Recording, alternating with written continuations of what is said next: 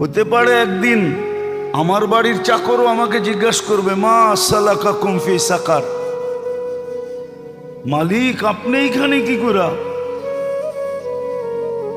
ওই দিন মালিক জবাব দিতে বাধ্য হবে, লাম নাকু মিনাল মুসাল্লিন ওয়া লাম নাকু নুতঈমুল মিসকিন। হ্যাঁ, আল্লাহ ডাকতো, আওয়াজ কানে যাইতো, কিন্তু কর্ণপাত করা হতো না, অর্থাৎ নামাজ পড়তাম না।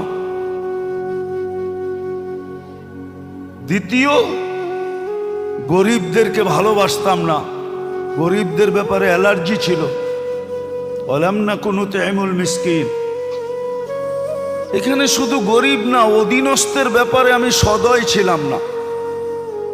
এই জন্য আল্লাহ রসুলের সর্বশেষ চিৎকার ছিল দুটা, আসসালা ওয়া মা মালাকাত আইমানুকুম, অধীনস্থদের ব্যাপারে সতর্ক থাকো।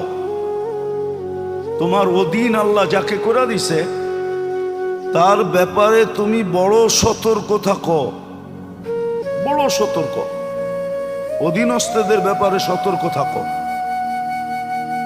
হতে পারে তোমার সতর্কতা তোমাকে জান্নাতে নিয়ে যাবে, আবার হতে পারে অসতর্কতার কারণে তোমার বাড়ির তোমার চাকর জিজ্ঞাসা করবে, মা সালাকাকুম ফি সাকার।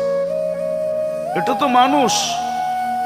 হতে পারে আমার বাড়ির কুকুরও আমাকে দেখে হাসতে পারে, কিয়ামতের দিন কুকুরও হাসবে আর বলবে, আকুনু তুরাবা, একটু পরেই তো আমি মাটি হয়ে যাব আর আপনি জাহান্নামের ইন্ধন হবেন। সত্য এটো।